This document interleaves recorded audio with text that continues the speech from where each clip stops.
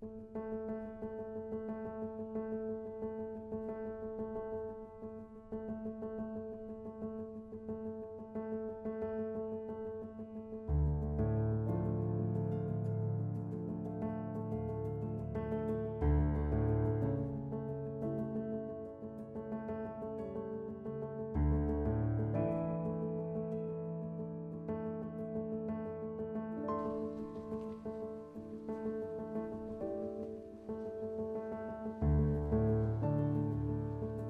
meute de loups du Mont-Tendre échappe depuis une semaine aux tirs de régulation, malgré le déploiement des gardes-faunes, le renfort également de 39 chasseurs formés au tir de nuit.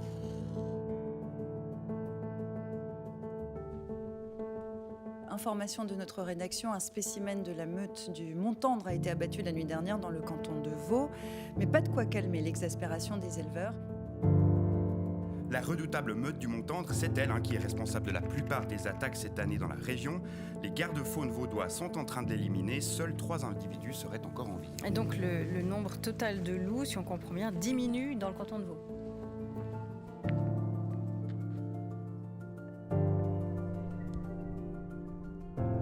Donc ça, c'est un os d'animal. Et tout ce qu'il y a autour là, les trucs blancs qu'on voit, c'est des poils d'ongulés. Donc c'est très probablement une crotte de loup. Elle est juste énorme. Et voilà, vous avez la marche à suivre pour reconnaître une crotte de loup. Commencer un épisode avec une crotte, décidément, je n'ai aucune limite. Mais bref, les nouvelles en ce mois de novembre ne sont pas réjouissantes. Les gardes-chasse ont abattu 8 loups depuis le début des tirs, avec quelques bavures à la clé. Une louve d'une meute voisine a d'abord été blessée le 5 novembre, puis abattue quelques jours après. Elle était munie d'un collier GPS pour un projet scientifique. De telles erreurs étaient inévitables, car les loups ne connaissent pas de territoire fixe. Ils voyagent constamment et quittent souvent le secteur de la meute. Alors, forcément, il y a des loups, disons, innocents, qui passent dans le viseur des gardes-faunes. Et techniquement d'ailleurs, c'est un tir illicite, sans autorisation. Et les associations de défense de la nature n'ont pas tardé à suivre. Avec ces 8 loups en moins, je perds gentiment espoir d'observer la meute ici au Mont-Tendre. Mais j'essaie de garder le cap et surtout de cacher un maximum mes caméras pour éviter qu'elles soient enlevées. Début octobre, je place celle-ci dans un endroit que je connais bien. Et celle-là aussi. On verra si elle donne des résultats.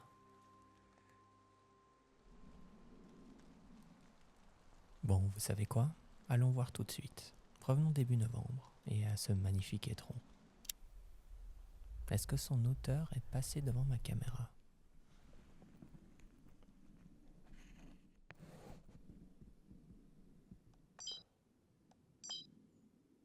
Bingo, enfin bingo, c'est un autre loup qui est passé 2 jours.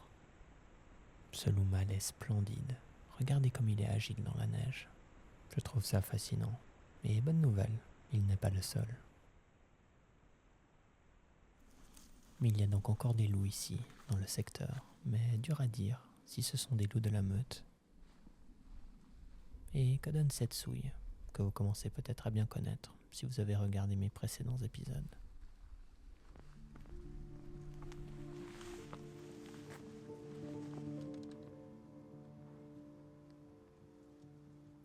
Ici, pour la première fois de jour, j'ai un tout jeune loup qui vient paisiblement s'abreuver.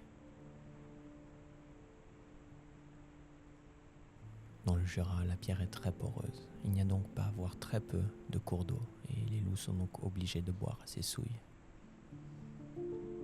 Mais comme souvent ici, les loups remarquent bien trop rapidement les infrarouges et prennent peur. Je voulais aussi vous montrer ce vénérable et imposant cerf. Il y a quelque chose d'apaisant, je trouve, d'observer ces magnifiques créatures dans leur milieu naturel.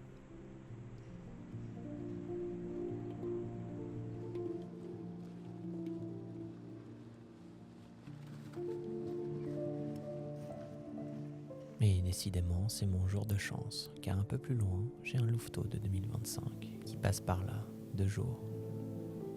Avec la lumière du jour, je peux enfin voir le pelage des loups et leurs caractéristiques. Ça me permet de les identifier sur d'autres vidéos.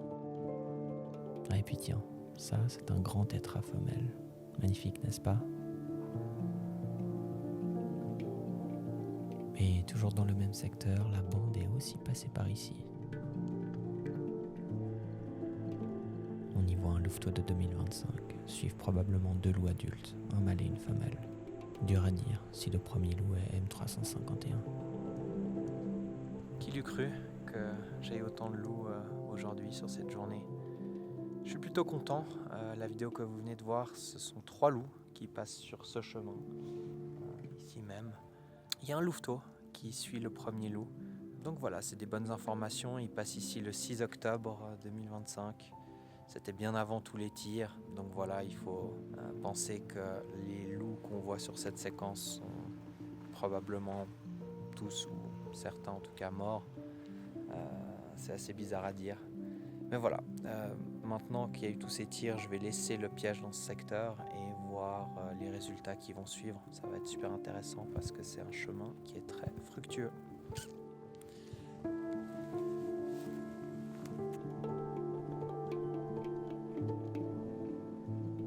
Ouais, ça doit faire au moins 2-3 mois que j'ai pas relevé ce piège. Je suis content qu'il soit encore là.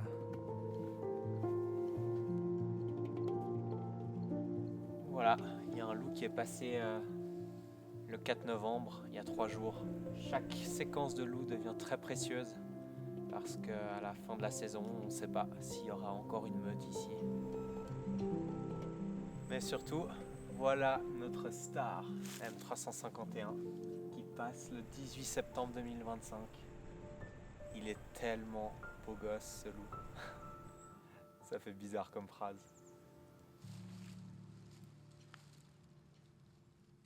Quelle journée. Malgré tous ces tirs, peut-être qu'il y a de l'espoir. Oh, mais j'ai presque oublié de vous montrer cette vidéo de sanglier. Je sais pas vous, mais je raffole de ce bruit quand il se secoue.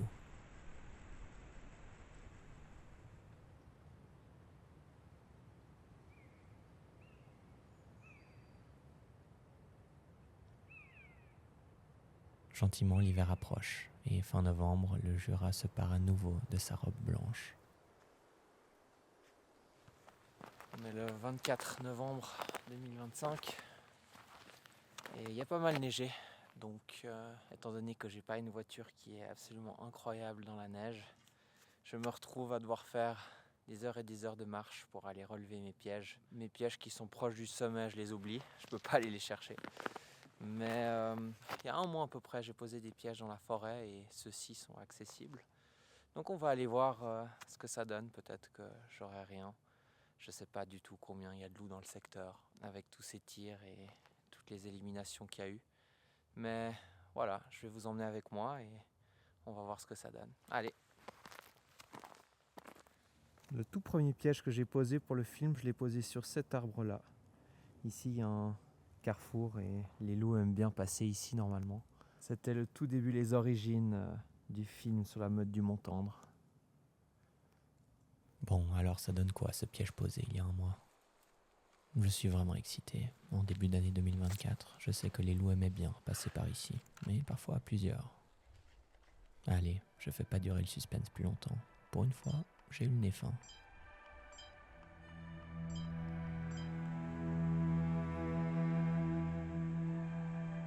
On ne se lasse jamais de voir des loups sur une caméra. Et quel bonheur de voir une bonne partie de la meute avec M351 qui échappe encore et toujours aux balles depuis maintenant plus de 3 ans. Et à y voir de plus près, je me rends compte que je retrouve notre louveteau favori de l'autre jour. Si on regarde bien, il y a ce trait noir sur son dos et cette tache blanche vers la collerette. C'est ainsi que je reconnais les loups avec ce genre de données ultra précieuses. Et ça ne s'arrête pas là. Comment puis-je savoir que les louveteaux sont bien la progéniture de M351 ? Eh bien, regardez la petite tache blanche de M351.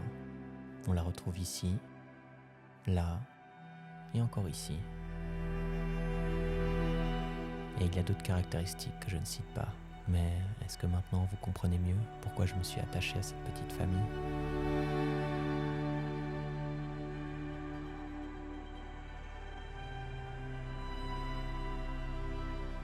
Je suis ému, mais en même temps, j'ai ce sentiment de tristesse de me dire que la majorité de ces loups sont peut-être morts.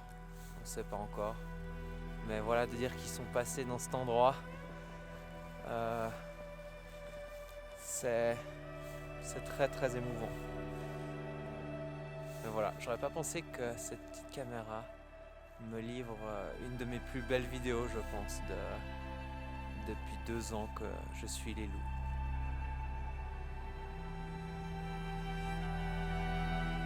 Ce genre de séquence rend les tirs et la situation difficile à supporter, quand on sait qu'on tire ces animaux sans même comprendre comment ils se déplacent ou évoluent.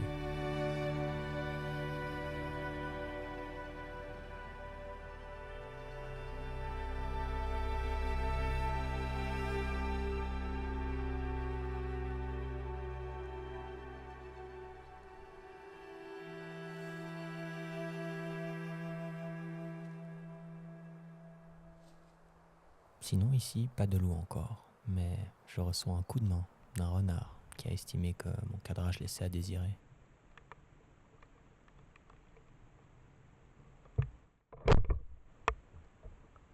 Merci mon pote. Ce petit chevreuil est plus poli et passe discrètement devant la caméra. Je le dis souvent, mais quel bonheur d'observer ces animaux sans les déranger.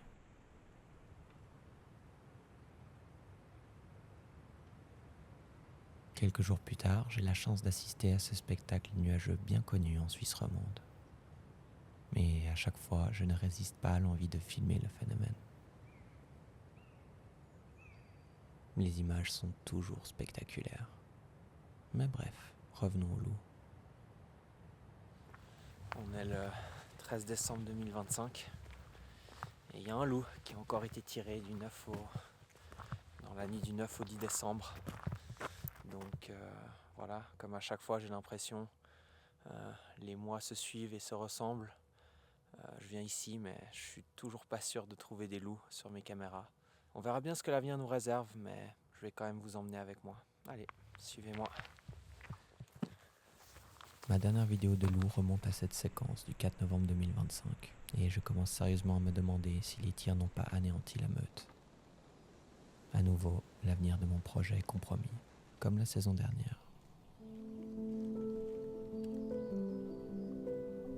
Et comme la saison dernière, malgré les tirs, les loups sont encore et toujours là. C'est quand même fou, malgré 9 loups en monde, le secteur reste fréquenté par les loups. Je crois qu'il faut se rendre à l'évidence. Les tirs ne supprimeront probablement pas la meute, et il y a de grandes chances que c'est à nouveau des loups étrangers qui ont été abattus. L'avenir nous le dira. En attendant, j'ai enfin des comportements de loups à vous montrer. Les passages éclairs de prédateurs, ça va 2 secondes, n'est-ce pas ? Eh bien, voici un loup qui marque son territoire. Rassurez-vous, cette fois je n'ai pas eu l'occasion d'aller sentir. Dieu merci.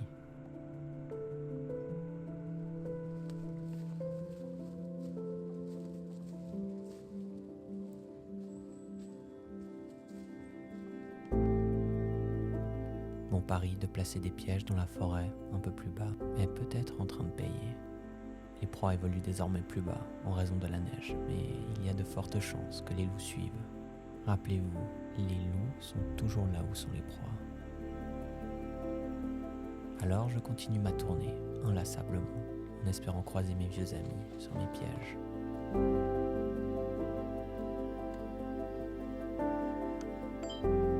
Et ils sont bien là, fidèles au rendez-vous, malgré la traque.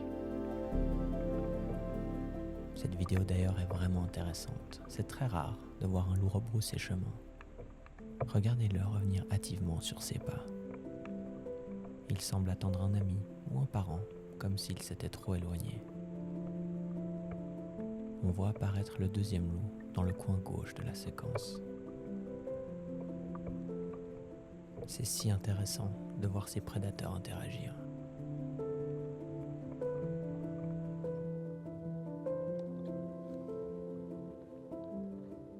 La meute est bien là, et je crois que les tirs n'y changeront pas grand-chose. Je reprends un peu espoir.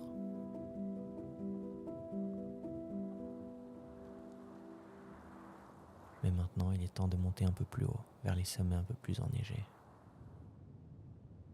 Est-ce que les loups passent toujours en hauteur? Qu'une seule manière de le savoir. Galérer dans la neige. Bon, là, ça va. Je galère pas trop, mais je vous jure que par moments, c'est vraiment pénible.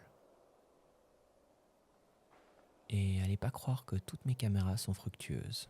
Ici, il est censé y avoir une souille, mais avec la neige, c'est plus compliqué, disons.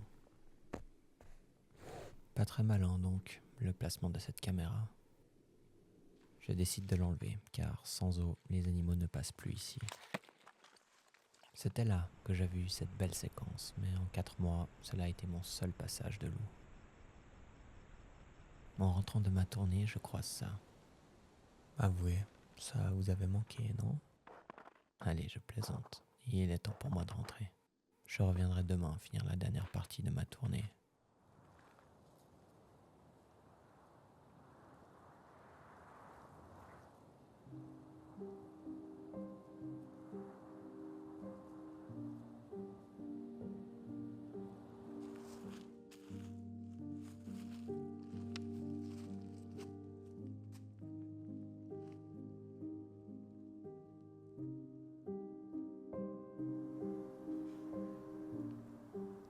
C'est avec beaucoup d'excitation que je reprends ma ronde le lendemain. Que me réservent mes caméras aujourd'hui? Eh bien, encore faut-il que je les trouve, maintenant que je les ai si bien cachées.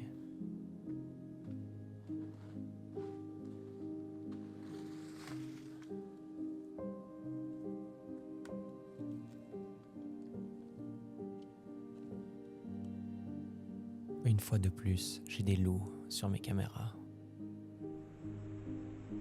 Mon piège déclenche tard, mais vu la situation, chaque vidéo est désormais précieuse. Et rappelez-vous de cette souille. Maintenant, elle ressemble à ça. Elle est recouverte de neige.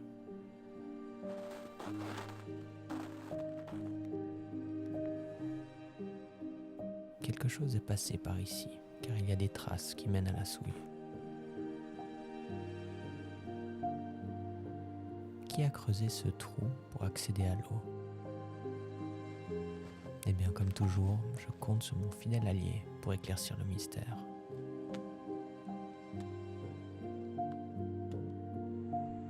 C'est un petit sanglier qui a creusé le trou pour boire.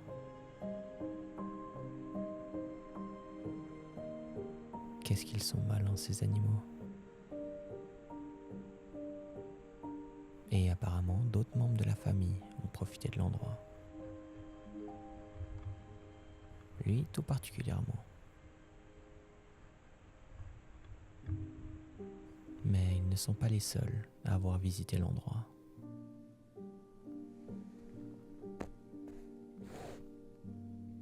Car les loups aussi sont passés par là, et pas n'importe lequel. C'est à nouveau notre louveteau favori, aux traits noirs sur le dos, qui fait son apparition. Regardez-le, il ne veut pas se salir les pattes, c'est un précieux.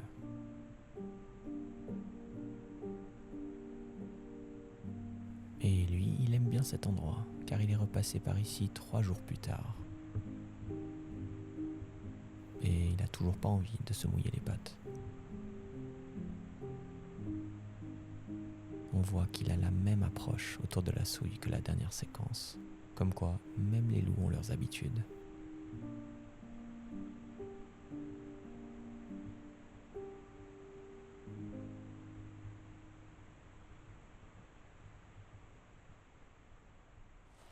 Bon, je crois que c'est officiel, on peut dire que cette souille est la plus fréquentée par les loups de l'année 2025. Je suis super content d'avoir trouvé cet endroit, c'est assez joli. Je sais pas si on voit autour de moi, mais il n'y a vraiment pas grand chose, c'est super beau. Et voilà, je pense que les loups à cette période de l'année descendent plus bas, là où il y a les proies, parce qu'il y a beaucoup de neige ici et les animaux avancent difficilement. Mais bon, je pense que je vais laisser ce piège ici et je viendrai peut-être le relever un petit peu moins souvent. Mais voilà, je suis super content d'avoir trouvé cet endroit qui est magnifique. Voilà, ça continue. Rendez-vous fin janvier 2026 pour faire le bilan de tous les tirs. Qui seront les survivants de la meute du Mont-Tendre ?